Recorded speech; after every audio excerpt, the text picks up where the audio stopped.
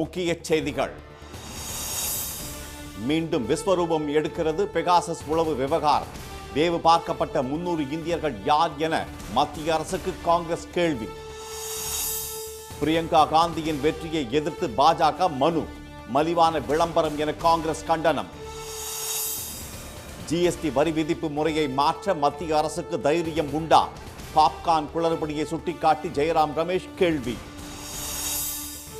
குடியரசு தின விழா அணிவகுப்பு ஊர்தி அனுமதி விவகாரம். எடப்பாடியின் குற்றச்சாட்டில் உண்மை இல்லை என தகவல் சரிபார்ப்பு மையம் விளக்கம். வட மாவட்டங்களில் 2 நாட்களுக்கு கனமழைக்கு வாய்ப்பு. கிறிஸ்துமஸ் வரை கடலுக்கு செல்ல வேண்டாம் என மீனவர்களுக்கு அறிவுறுத்தல்.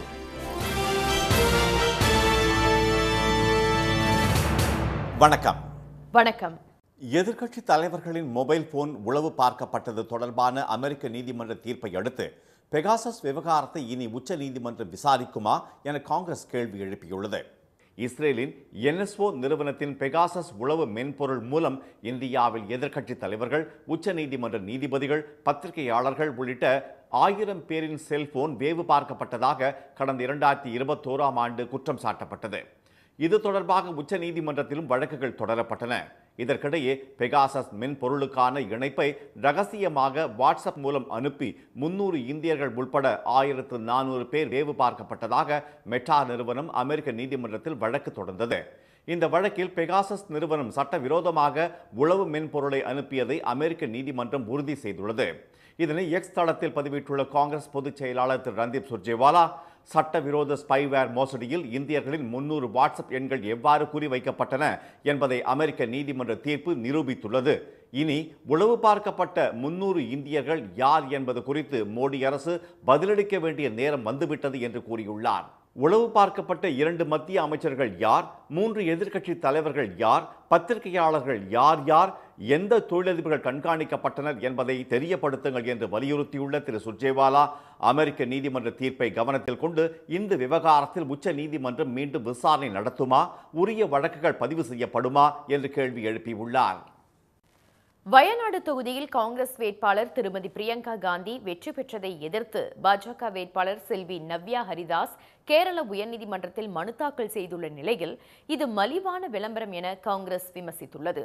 கேரளாவின் வயநாடு மக்களவை தொகுதிக்கு கடந்த நவம்பர் மாதம் நடைபெற்ற இடைத்தேர்தலில் காங்கிரஸ் சார்பில் முதல் முறையாக போட்டியிட்ட திருமதி பிரியங்கா காந்தி 4 லட்சத்திற்கும் அதிகமான வாக்குகள் வித்தியாசத்தில் அமோக வெற்றி பெற்றார். இந்நிலையில் திருமதி பிரியங்கா காந்தி தனது வேட்புமனுவில் அவருடைய மற்றும் குடும்ப சொத்து விவரங்களை சரியாக குறிப்பிடவில்லை. மேலும் தவறான தகவல்களை வழங்கியுள்ளார்.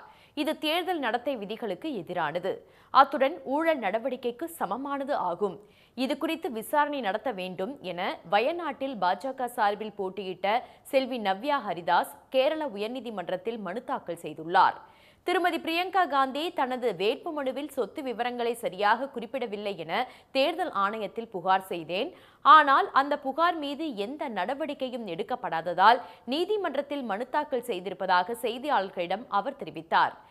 இதற்கு கடும் கண்டனம் தெரிவித்துள்ள காங்கிரஸ் கட்சியின் மாநிலங்களவை உறுப்பினர் திரு பிரமோத் திவாரி, நவ்யா ஹரிதாஸ் மலிவான விளம்பரத்திற்காக இந்த மனுவை தாக்கல் செய்துள்ளதாக குற்றம் சாட்டியுள்ளார்.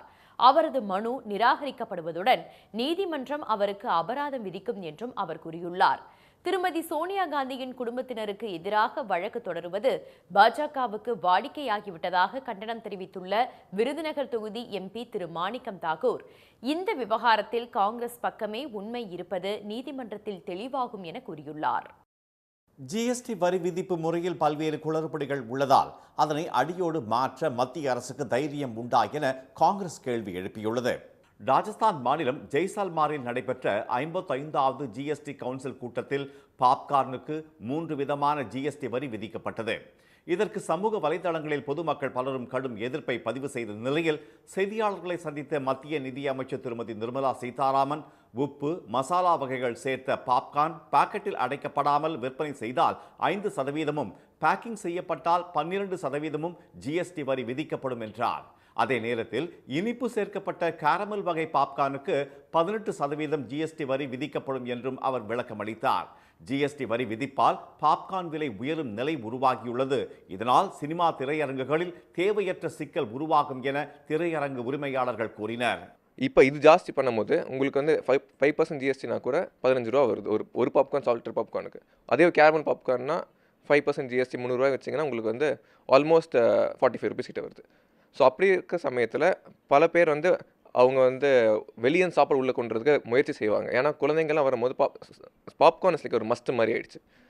வெளியேருந்து உள்ளே கொண்டுற அது வந்து தடுக்கிறதுக்கு நாங்கள் பல விதமான செக்கிங் பண்ண வேண்டியது இருக்குது. ஸோ இது மெயினாக தேட்டர் உரிமையாளருக்கு தாண்டி பொதுமக்களுக்கு ஒரு பெரிய சிரமமாக அமைஞ்சிருக்கு. பாப்கார்ன் வரி விதிப்பு கேலிக்கு ஆளாகி இருப்பதாக கண்டனம் தெரிவித்துள்ள காங்கிரஸ் செய்தி தொடர்பாளர் திரு ஜெயராம் ரமேஷ், இந்த வரி விதிப்பு எளிமையான வரியாக கருதப்படும் ஜிஎஸ்டியின் ஆழமான சிக்கலை வெளிச்சத்துக்கு கொண்டு வந்திருப்பதாக எக்ஸ் தளத்தில் பதிவிட்டுள்ளார்.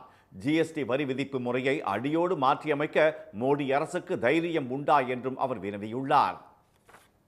குடியரசு தின விழாவில் தமிழ்நாடு அரசின் அணிவகுப்பு ஊர்திக்கு அனுமதி வழங்கப்படவில்லை என்பது வதந்தி என மாநில அரசின் தகவல் சரிபார்ப்பகம் விளக்கமளித்துள்ளது.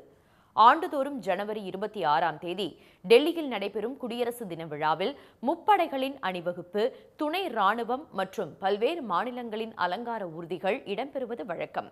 அதன்படி அடுத்த மாதம் 26ஆம் தேதி டெல்லியில் நடைபெறவுள்ள குடியரசு தின விழா கொண்டாட்டத்தில் 15 மாநிலங்களின் அலங்கார ஊர்திகள் அணிவகுக்க உள்ளன. இந்த அணிவகுப்பில் தமிழ்நாட்டின் பண்பாட்டையும் கலாச்சாரத்தையும் உயர்த்தி பிடிக்கும் அலங்கார அணிவகுப்பு ஊர்திக்கு மத்திய அரசு அனுமதி அளிக்கவில்லை என்று எக்ஸ் தளத்தில் எதிர்க்கட்சித் தலைவர் எடப்பாடி திரு பழனிசாமி பதிவிட்டிருந்தார். அத்துடன் தமிழ்நாடு அரசுக்கும் மத்திய அரசுக்கும் கண்டனமும் தெரிவித்திருந்தார். திரு பழனிசாமியின் குற்றச்சாட்டில் உண்மை இல்லை என்று தமிழ்நாடு அரசின் தகவல் சரிபார்ப்பு மையம் விளக்கமளித்துள்ளது. கடந்த ஜனவரி 6ஆம் தேதி அன்று மத்திய பாதுகாப்பு அமைச்சகத்திற்கும் மாநில அரசுகளுக்கும் இடையே கையெழுத்தான புரிந்துணர்வு ஒப்பந்தத்தை தகவல் சரிபார்ப்பு மையம் சுட்டிக்காட்டியுள்ளது. அதன்படி அனைத்து மாநிலங்களுக்கும் வாய்ப்பளிக்கும் வகையில் சுழற்சி முறையில் ஒவ்வொரு ஆண்டும் 15 மாநிலங்களுக்கு வாய்ப்பளிக்கப்படுகிறது. அந்த விதிமுறைகளின்படி தமிழ்நாட்டு அணிவகுப்பு ஊர்தி 2025க்கு பதிலாக 2026ஆம் ஆண்டு குடியரசு தின விழா அணிவகுப்பில் பங்கேற்க உள்ளது என தெரிவித்துள்ள மாநில தகவல் சரிபார்ப்பு மையம், தமிழ்நாடு அரசின் அணிவகுப்பு ஊர்திக்கு அனுமதி வழங்கப்படவில்லை என்பது வதந்தி என்று விளக்கமளித்துள்ளது. அடுத்த சட்டப்பேரவை தேர்தலில் திமுக பெறும் வெற்றி தமிழ்நாட்டுக்கான வெற்றி மட்டுமல்ல, இந்தியாவுக்கான வெற்றி என்று துணை முதலமைச்சர் திரு உதயநிதி ஸ்டாலின் கூறியுள்ளார். சென்னை அண்ணா அறிவாலயத்தில் திமுக செயற்குழு கூட்டம் அக்கட்சியின் தலைவர் திரு மு க ஸ்டாலின் தலைமையில் நேற்று நடைபெற்றது. அப்போது உரையாற்றிய முதலமைச்சர், இந்தியா முழுவதும் ஜனநாயகத்தை காப்பாற்றும் பொறுப்பை திமுக ஏற்றிருப்பதாக கூறினார். 2019 முதல் திமுக கூட்டணி தொடர் வெற்றி பெற்று வருவதை சுட்டிக்காட்டிய அவர், 2026ஆம் ஆண்டு சட்டப்பேரவை தேர்தலும் சரித்திர வெற்றியை பெற இன்று முதலே கட்சியினர் உழைக்க வேண்டும் என்று அழைப்பு விடுத்தார். வாக்குகளை பிரிக்க எதிர்க்கட்சிகள் தனித்தனியாக வந்தாலும் சரி, மொத்தமாக வந்தாலும் சரி, 2026இல் திமுக கூட்டணி தான் வெற்றி பெறும் என்றும் திரு மு க ஸ்டாலின் திட்டவட்டமாக தெரிவித்தார். செயற்குழுவில் பேசிய இளைஞரணி செயலாளரும் துணை முதலமைச்சருமான திரு உதயநிதி ஸ்டாலின், முதலமைச்சர் தலைமையில் எந்த தேர்தலிலும் திமுக தோற்கவில்லை என்று சுட்டிக்காட்டினார். திமுகவுக்கு மகளிர் ஆதரவு அபரிமிதமாக இருப்பதாகவும் அவர் கூறினார். முதலமைச்சர் திரு மு க ஸ்டாலின் சக்தி வாய்ந்த கவர்ச்சிகரமான தலைவராக இருப்பதாக தெரிவித்த திரு உதயநிதி, 2026இல் நாம் பெறும் வெற்றி தமிழ்நாட்டுக்கான வெற்றி மட்டுமல்ல, இந்தியாவுக்கான வெற்றி என்று கூறினார். சமூக வலைதளங்களில் கட்சியை மேலும் வலுப்படுத்த வேண்டும் என்றும் அவர் கேட்டுக்கொண்டார். செயற்குழுவில் தமிழகத்திற்கு நிதி ஒதுக்குவதில் மத்திய அரசின் பாராமுகம், டங்ஸ்டன் விவகாரத்தில் அதிமுகவின் கபட நாடகத்திற்கு கண்டனம் உள்ளிட்ட 12 தீர்மானங்கள் நிறைவேற்றப்பட்டன. செங்கல்பட்டு, விழுப்புரம் உள்ளிட்ட 3 மாவட்டங்களில் 2 நாட்களுக்கு கனமழைக்கு வாய்ப்புள்ளதாக சென்னை வானிலை ஆய்வு மையம் தெரிவித்துள்ளது. தமிழ்நாட்டில் வடகிழக்கு பருவமழை தொடங்கியதில் இருந்து இதுநாள் வரை இயல்பை விட 34% கூடுதலாக பெய்துள்ளது. இதனிடையே பெரியகுளம் சுற்றுவட்டாரத்தில் 10 நாட்களுக்கு பிறகு தேவதானப்பட்டி, சில்வார்பட்டி, மேல்மங்கலம், வடுகப்பட்டி, டீக்கள்ளிப்பட்டி உள்ளிட்ட பகுதிகளில் இரவில் மிதமான மழை பெய்தது. திருப்பூர் மாவட்டம் அவிநாசி சுற்றுவட்டாரத்தில் அதிகாலையில் பனிமூட்டம் காணப்படும் நிலையில் மாலையில் திடீரென பரவலாக மழை பெய்தது. முசிறி அருகே தவிட்டுப்பாளையம் பகுதியில் நேற்று கொட்டி தீர்த்த கனமழை காரணமாக கணபதி நகரில் 20க்கும் மேற்பட்ட வீடுகளை தண்ணீர் சூழ்ந்தது. இந்நிலையில் வங்கக்கடலில் நிலவிய காற்றழுத்த தாழ்வு மண்டலம் வலுவிழந்து ஆழ்ந்த காற்றழுத்த தாழ்வு மண்டலமாக அதே பகுதியில் நிலவுகிறது. இது வட தமிழகம் மற்றும் ஆந்திர கடற்கரையை நோக்கி நாளை நகரக்கூடும் என்று சென்னை வானிலை மையம் தெரிவித்துள்ளது. இதனால் இன்று மிதமான மழைக்கும் வாய்ப்புள்ளதாக சென்னை வானிலை மையம் தெரிவித்துள்ளது. செங்கல்பட்டு, விழுப்புரம், கடலூர் ஆகிய மாவட்டங்களில் நாளை மற்றும் நாளை மறுநாள் இடியுடன் கூடிய கனமழை பெய்யக்கூடும் என்றும் தெரிவிக்கப்பட்டுள்ளது. வங்கக்கடல் மற்றும் ஆந்திர கடலோர பகுதிகளில் மணிக்கு 55 கிலோமீட்டர் வேகத்தில் பலத்த காற்று வீசக்கூடும் என்பதால் 25ஆம் தேதி வரை மீனவர்கள் அந்த பகுதிகளுக்கு செல்ல வேண்டாம் என அறிவுறுத்தப்பட்டுள்ளனர். சேலத்தில் ஜவுளி பூங்கா அமைக்கும் பணிகள் மிக விரைவில் தொடங்கும் என்று தொழில்துறை அமைச்சர் திரு டி.ஆர்.பி. ராஜா தெரிவித்துள்ளார். அங்கு ஜாகிர் அம்மாபாளையம் பகுதியில் சுமார் 120 ஏக்கர் பரப்பிலான நிலம் தேர்வு செய்யப்பட்டு அதற்கான பூர்வாங்க பணிகள் நடைபெற்று வருகின்றன. இந்நிலையில் ஜவுளி பூங்கா அமைய உள்ள இடத்தை நேரில் பார்வையிட்ட திரு டி.ஆர்.பி. ராஜா அதிகாரிகளுடன் ஆலோசனை நடத்தினார். பின்னர் செய்தியாளர்களிடம் பேசிய அவர், படித்த இளைஞர்களுக்கு வேலை வாய்ப்பை உருவாக்கும் நோக்கில் மினி டைட்டில் பார்க் பணிகள் முழுமை பெற்றுள்ளதாக தெரிவித்தார். மிகப்பெரிய வளர்ச்சி தமிழகத்தின் அனைத்து பகுதிகளுக்கும் கிடைத்து கொண்டிருக்கிறது. சேலத்துக்கு இன்னமும் பெரிய வளர்ச்சி காத்திருக்கிறது. மிகப்பெரிய வேலை வாய்ப்பு நம் பகுதி இளைஞமாக உறுதி செய்கிறோம். நிச்சயமாக வெகு விரைவில் நான் வெகு விரைவுன்றது 2-3 வருஷம் கழிச்சுலாம் இல்லை, ஒரு சில வாரங்களிலே இதுக்கான மிகப்பெரிய ஒரு நல்ல செய்திகள் வந்து சேரும். தமிழ்நாட்டின் தொழில் வளர்ச்சிக்காக பல்வேறு திட்டங்களை முதலமைச்சர் செயல்படுத்தி வருவதாக கூறிய திரு டி.ஆர்.பி. ராஜா, சேலத்தில் ஜவுளி பூங்கா அமைவதன் மூலம் ஏராளமானோருக்கு வேலை வாய்ப்பு கிடைக்கும் என்று தெரிவித்தார். ஜவுளி உற்பத்தியாளர்கள் முழு அளவில் இந்த வாய்ப்பினை பயன்படுத்திக் கொள்ள வேண்டும் என்று அவர் கேட்டுக்கொண்டார். நீலகிரி மாவட்டம் கூடலூர் அருகே தேயிலை தோட்ட தொழிலாளர்களின் வீடுகளை சேதப்படுத்தியுள்ள புல்லட் யானையால் மக்கள் அச்சத்தில் உறைந்துள்ளனர். சேரம்பாடி வனப்பகுதியில் இருந்து வெளியேறிய புல்லட் என பெயரிடப்பட்ட யானை ஓராண்டு காலமாக பந்தலூர் பகுதியில் முகாமிட்டு அப்பகுதி மக்களை அச்சுறுத்தி வருகிறது. கடந்த 17ஆம் தேதி டான்டி தேயிலை தோட்ட தொழிலாளர்களின் குடியிருப்பு பகுதியில் நுழைந்த புல்லட் யானை வீடுகளை இடித்து சேதப்படுத்தியது, உணவுப் பொருட்களையும் நாசப்படுத்தியது. இதையடுத்து கும்கி யானைகள் வரவழைக்கப்பட்டு யானையை வனப்பகுதிக்குள் விரட்ட வனத்துறையினர் நடவடிக்கை எடுத்து வருகின்றனர். ட்ரோன் கேமரா மூலம் யானையின் நடமாட்டமும் கண்காணிக்கப்பட்டு வருகிறது. இந்நிலையில் டான்டியின் 1வது ரேஞ்ச் பகுதியில் நேற்றிரவு மீண்டும் புகுந்த அந்த யானை தொழிலாளர்களின் 6 வீடுகளை உடைத்து சேதப்படுத்தியுள்ளது. 11 மணிக்கெல்லாம் வந்துச்சுங்க. தட்டவும் எல்லாம் சத்தம் போட்டு பாரஸ்காரங்க எல்லாருமே முயற்சி பண்ணி அது ஒன்றும் பண்ண முடியல. அத்துமீறி உள்ள வருதுங்க. பயந்து அடிச்சு எல்லாம் வீட்டுக்கு பின்னாடி போயிட்டு உயிரை காவந்து பண்ணிக்கிட்டாங்க. வீட்டில் டிவி எல்லாமே உடைச்சிருச்சுங்க. எவ்வளோ அவங்க முயற்சி பண்ணி அது வீட்டை தான் உடைக்க பார்க்குதுங்க. எங்களுக்கு உயிருக்கு கேரண்டி இல்லைங்க. இரவு நேரங்களில் யானையின் நடமாட்டத்தை கண்காணிக்க அல்ட்ரா தெர்மல் விஷன் ட்ரோன் கேமராக்கள் வரவழைக்க உள்ளதாக வனத்துறையினர் தெரிவித்துள்ளனர். இதனிடையே ஓசூர் தேன்கனிக்கோட்டை அருகே திம்மச்சத்திரம் வனப்பகுதியில் தஞ்சமடைந்த 20க்கும் மேற்பட்ட யானைகள் லிங்கதீரன பள்ளியில் அறுவடை செய்து வைத்திருந்த ராகி கதிர்களை சாப்பிட்டுவிட்டு துவம்சம் செய்து சென்றுள்ளதால் பாதிக்கப்பட்ட விவசாயிகள் இழப்பீடு கோரியுள்ளனர். டங்ஸ்டன் கனிம சுரங்க ஏலத்தை முழுமையாக ரத்து செய்ய வலியுறுத்தி மதுரை மாவட்டம் மேலூர் அருகே கிராம மக்கள் கவன ஈர்ப்பு போராட்டத்தில் ஈடுபட்டனர். அரிட்டாப்பட்டி, நாயக்கர்பட்டி, வல்லாளப்பட்டி உள்ளிட்ட சுற்றுவட்டார பகுதிகளில் சுமார் 5000 ஏக்கரில் டங்ஸ்டன் கனிம சுரங்கம் அமைக்க மத்திய அரசு வேதாந்தாவின் கிளை நிறுவனமான ஹிந்துஸ்தான் ஜிங்க் நிறுவனத்திற்கு ஒப்புதல் வழங்கியுள்ளது. பொதுமக்களின் போராட்டத்தை தொடர்ந்து தமிழ்நாடு அரசு சட்டப்பேரவையிலும் தீர்மானம் நிறைவேற்றி மத்திய அரசுக்கு அனுப்பியுள்ளது. இந்நிலையில் மத்திய அரசை கண்டித்து அப்பகுதி மக்கள் தொடர் போராட்டங்களில் ஈடுபட்டு வருகின்றனர். இதன் ஒரு பகுதியாக சின்ன கற்பூரம்பட்டி கிராம பெண்கள் போராட்டத்தில் குதித்துள்ளனர். எங்களால் முடிஞ்ச அளவுக்கு எங்கள் உயிருக்கு அந்த நாங்கள் எதையும் விட்டே கொடுக்க மாட்டோம். எங்களுக்கு முன்னாடி நீங்கள் என்ன வேண்டாலும் பண்ணிக்கோங்க. எங்கள்கிட்ட இருக்க மண் எங்கள் பிள்ளைங்களை நாங்கள் உட்கார வச்சு நாங்கள் இருக்க இடத்த எங்கள் பிள்ளைகளுக்கு காட்டி ஆகணும். இதுக்கு நாங்கள் எங்கே வேண்டாலும் தயாராக இருக்கோம். நாங்கள் எங்கே வேண்டாலும் வர்றோம். நாங்கள் எங்கள் மண்ணை விட்டு கொடுக்க மாட்டோம்.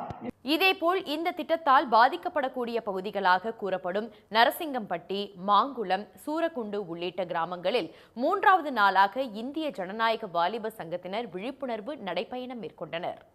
நாமக்கல்லில் இருந்து ஓமனுக்கு அனுப்பப்பட்ட 2 கோடி முட்டைகளை கப்பலில் இருந்து இறக்க அந்நாட்டு அரசு அனுமதி அளித்துள்ளது. நாமக்கல் மண்டலத்தில் 1000க்கும் மேற்பட்ட கோழிப்பண்ணைகளில் தினசரி 6 கோடி முட்டைகள் உற்பத்தி செய்யப்படுகின்றன. அந்த முட்டைகள் ஓமன் உள்ளிட்ட வளைகுடா நாடுகளுக்கு ஏற்றுமதி செய்யப்படுகின்றன. அண்மையில் ஓமன் நாடு இந்திய முட்டைகளுக்கு புதிய இறக்குமதி அனுமதி வழங்குவதை நிறுத்துவதாக அறிவித்ததுடன் சில கட்டுப்பாடுகளையும் விதித்தது. இங்கிருந்து அனுப்பப்படும் முட்டை ஒவ்வொன்றும் 52 கிராம் எடை கொண்டவை. இதன் காரணமாக தூத்துக்குடி, கொச்சியில் இருந்து ஓமனுக்கு 45 கண்டெய்னர்களில் அனுப்பப்பட்ட முட்டைகளை இறக்க ஓமன் நாட்டு அரசு அனுமதிக்கவில்லை. இதனால் 15 கோடி ரூபாய் மதிப்புள்ள 2 கோடி முட்டைகள் 40 கண்டெய்னர்களில் கடலில் கப்பலிலேயே நிறுத்தி வைக்கப்பட்டதால் முட்டை ஏற்றுமதி மேலும் பாதிக்கும் அபாயம் உள்ளதாக ஏற்றுமதியாளர்கள் கவலையடைந்தனர். இந்நிலையில் நாமக்கல்லில் இருந்து ஏற்றுமதி செய்யப்பட்ட முட்டைகளை உடனே இறக்குமதி செய்திடவும், கத்தார் நாட்டில் முட்டை ஏற்றுமதியில் உள்ள கட்டுப்பாடுகளை நீக்கிடவும் மத்திய வெளியுறவுத்துறை அமைச்சர் திரு ஜெய்சங்கரிடம் நாடாளுமன்ற உறுப்பினர்கள் திரு மாதேஸ்வரன், திரு ராஜேஷ்குமார் ஆகியோர் கோரிக்கை வைத்தனர். இதனிடையே நேற்று நடைபெற்ற 2வது கட்ட பேச்சுவார்த்தையில் சுமூக உடன்பாடு எட்டப்பட்டதை அடுத்து முட்டைகளை இறக்க அனுமதி வழங்கப்பட்டுள்ளது. இதனால் முட்டை ஏற்றுமதியாளர்கள் மகிழ்ச்சி அடைந்துள்ளனர். சென்னை திருவொற்றியூரில் நடந்த மாவட்ட அளவிலான பளுதூக்கும் போட்டியில் மனவளர்ச்சி குன்றிய 22 வயது பெண் வெற்றி பெற்று அசத்தினார். ஆண்களுக்கு 250 கிலோ வரையிலும் பெண்களுக்கு 150 கிலோ வரையிலுமான பளுதூக்கும் போட்டி நடைபெற்றது. இதில் அம்பத்தூரைச் சேர்ந்த மன வளர்ச்சி குன்றிய 22 வயது ஸ்வேதா ஜூனியர் மற்றும் சீனியர் பிரிவில் கலந்து கொண்டு அநாயசமாக பளுதூக்கி தங்கம் பதக்கம் வென்றார். அப்போது அங்கு கூடியிருந்தவர்கள் கைத்தட்டி பாராட்டினர்.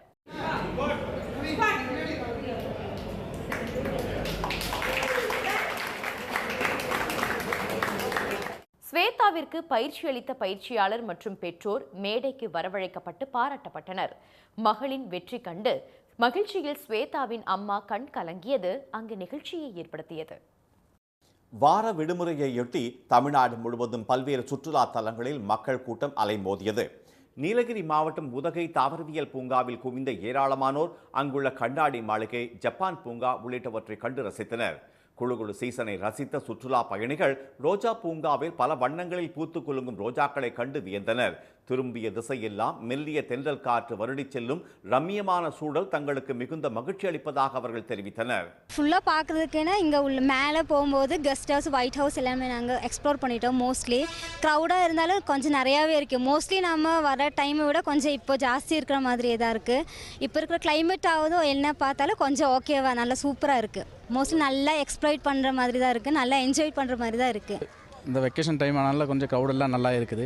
கிளைமேட்டும் நல்லா இருந்துச்சு. மழையெல்லாம் இருக்குதுன்னு நினச்சேன், இருந்தால் கூட அது இல்லை. நல்லா அம்சமான கிளைமேட்டாக இருக்குது. ரோஜா பூங்கா, தோட்டக்கலை பூங்கா உள்ளிட்ட இடங்களில் கூட்டம் நிரம்பி வழிந்தது. இயற்கை காட்சிகளை கண்டு ரசித்தும் குதூகலமடைந்த அவர்கள் புகைப்படங்கள் எடுத்து இதமான காலநிலையை அனுபவித்து மகிழ்ந்தனர்.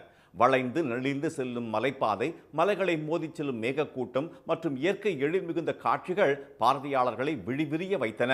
கிறிஸ்துமஸ் மற்றும் புத்தாண்டையொட்டி தொடர் விடுமுறை வருவதால் உதகைக்கு வரும் சுற்றுலா பயணிகளின் எண்ணிக்கை மேலும் அதிகரிக்க கூடும் என எதிர்பார்க்கப்படுகிறது. இனி வருவது செய்தித் துளிகள். அரசுமுறை பயணமாக குவைத் சென்றுள்ள பிரதமர் திரு மோடிக்கு அந்நாட்டின் உயரிய ஆர்டர் ஆஃப் முபாரக் அல் கபீர் விருது வழங்கப்பட்டுள்ளது. மேற்காசிய நாடான குவைத்துக்கு கடந்த 1981ஆம் ஆண்டு அப்போதைய பிரதமர் இந்திரா காந்தி சென்றார். அதன் பிறகு எந்த ஒரு இந்திய பிரதமரும் குவைத் சென்றதில்லை. இந்நிலையில் 43 ஆண்டுகளுக்கு பிறகு அங்கு சென்றுள்ள திரு மோடிக்கு குவைத்தின் உயரிய விருதை வழங்கி அந்நாட்டு அரசு கௌரவித்துள்ளது. இது மோடி பெறும் 20வது சர்வதேச விருதாகும். பனாமா கால்வாய் வழியாக செல்லும் அமெரிக்க கப்பல்களுக்கு அதிக வரி விதிக்கப்படுவதை நிறுத்தாவிட்டால் அதனை அமெரிக்காவே எடுத்துக்கொள்ளும் என அமெரிக்க அதிபராக பதவியேற்க உள்ள ட்ரம்ப் கூறியுள்ளார். அட்லாண்டிக் கடலையும் பசிபிக் கடலையும் இணைக்கும் வகையில் உருவாக்கப்பட்டது பனாமா கால்வாய். இதனை அமெரிக்கா கடந்த 1914 வடிவமைத்து பிறகு 1999 டிசம்பர் 31 அன்று பனாமா நாட்டிடம் ஒப்படைத்தது. இந்நிலையில் வரியை குறைக்காவிட்டால் கால்வாயை திருப்பித் தர வேண்டும் என ட்ரம்ப் வலியுறுத்தியுள்ளார். முதலமைச்சர் அறிவித்தவுடன் ஜனவரி 11ஆம் தேதி முதல் பொங்கல் தொகுப்பு வழங்க நடவடிக்கை எடுக்கப்படும் என கூட்டுறவுத்துறை செயலாளர் திரு ராதாகிருஷ்ணன் தெரிவித்துள்ளார். நாகையில் நேற்று செய்தியாளர்களை சந்தித்த அவர் சர்க்கரை, அரிசி, கரும்பு உள்ளிட்ட பொருட்களை கொள்முதல் செய்யும் பணிகள் நடைபெற்று வருவதாகவும் கூறினார். நீலகிரி மாவட்டம் குன்னூரில் காபி அதிக அளவில் விளைச்சல் கண்டுள்ளதால் அதனை சேகரிக்கும் பணியில் விவசாயிகள் ஈடுபட்டுள்ளனர்.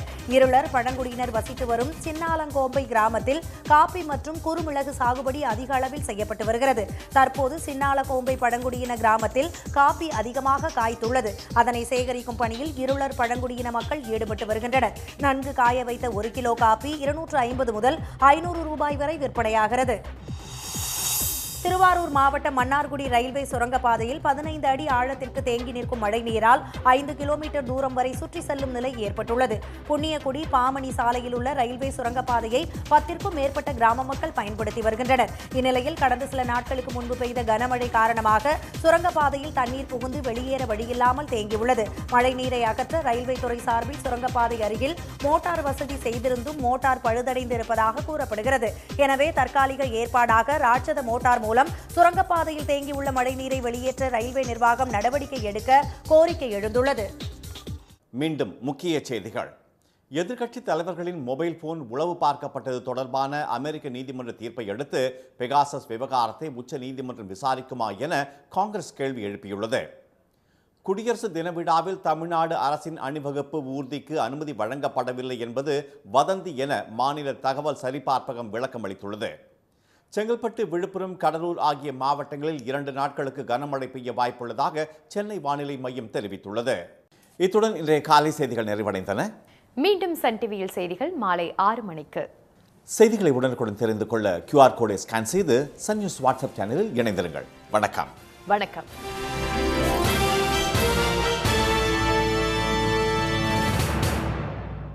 உடனுக்குடன் செய்திகளை தெரிந்து கொள்ள சன் நியூஸ் பெல் ஐகானை கிளிக் பண்ணுங்க.